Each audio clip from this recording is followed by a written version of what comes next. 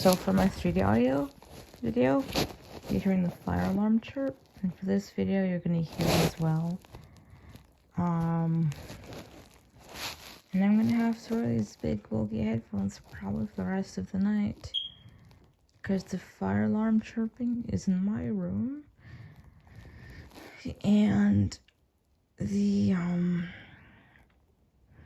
caregivers don't want to deal with the fire alarm until the morning because they don't want to wake up the rest of the residents.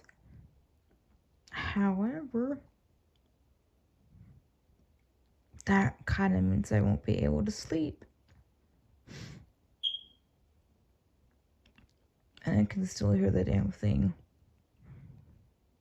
through these headphones. They're big and bulky.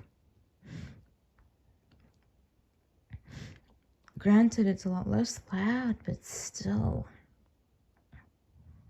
So that's how my night is going. Yay.